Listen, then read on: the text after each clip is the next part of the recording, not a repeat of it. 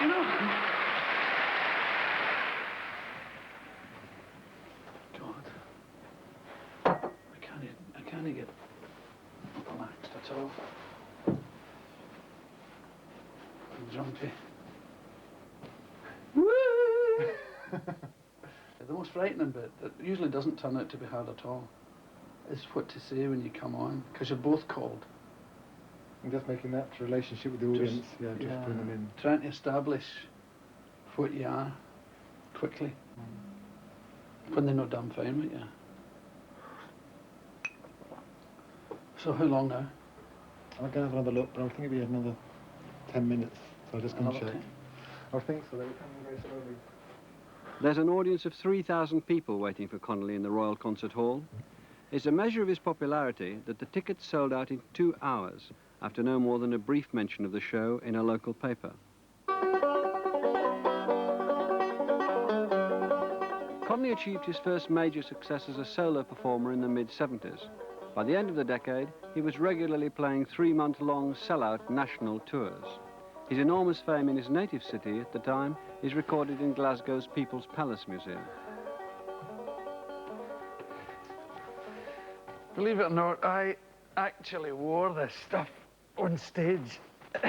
It's immensely heavy and cumbersome, but it was brilliant at the time. It was so incredibly original. I wanted to have an image that was a bit more than just the mohair suit comedian standing there, a guy with a bow tie or whatever. And I tried these things, the polka dots and satin, big flares.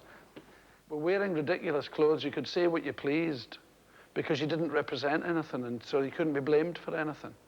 I didn't think all this at the time. I thought that later, but this just seemed a natural thing to do. When you examine what he does, he's not really a stand-up comedian. It's not one-liners. He tells stories. And in these stories, he is amazingly perceptive. When he started off at first, he would tell us stories about the working-class punter, drunk, steamed out his mind, as we would say, Saturday night.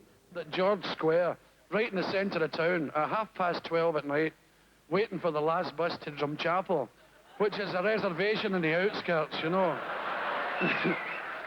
And you can see all these rubber men in the square. We are the people. You ever notice about a Glasgow drunk, he walks with one leg.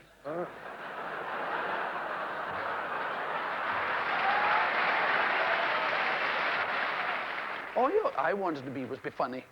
But both the press and some members of the public would look on you as a spokesman for Glasgow itself. It saddened me, that kind of pressure. I used to wish I knew what they wanted. But it was too much to expect from me. I wasn't a social anthropologist, I'm a comedian. How are we looking? 2 minutes. 2 minutes. When you got to be a figure of such importance in Scotland, which you were, you not only turned out terrific crowds and made records that sold and were the big in, but you were asked to endorse the Labour Party, and you did with Harold Wilson. You were asked to cheer up the Scottish football team in the World Cup. Bad luck, but you tried to cheer them up anyway. Yes. And so you were kind of... Now there's two sides to it. You can roll with it or it can roll over you. I mean, what happened? It's just continued, and well, the thing that happened is I left. I left Scotland and came to live here because of the breakup with my marriage. And I came here to live. Was it getting you down up there? Was it? No, no, but I had done everything that was possible to do. Well, certainly everything that I wanted to do. I had filled the concert halls, I had done the television that I wanted to do, and I had done the film that I wanted to do. I had done everything they had to offer. And in order to grow, I had to move away. I'm still as big there as I ever was. Bigger, probably. But I don't live there anymore, and I don't go there as often as I used to.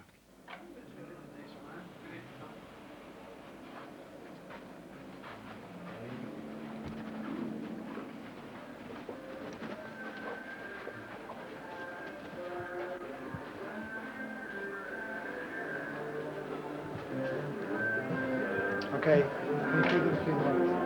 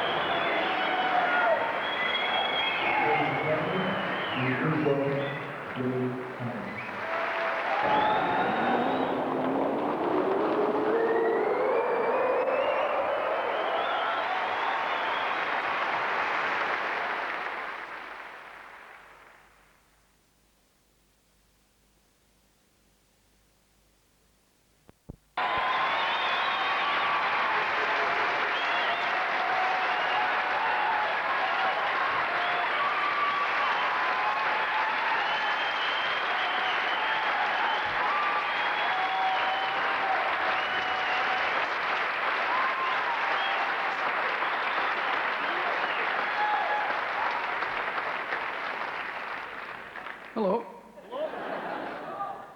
It's lovely to be back. Yeah, it's great. I just heard Pat Lally get booted out. I'm just delighted. I'm just a happy soldier. It's lovely. I'm always jumpy when I'm here.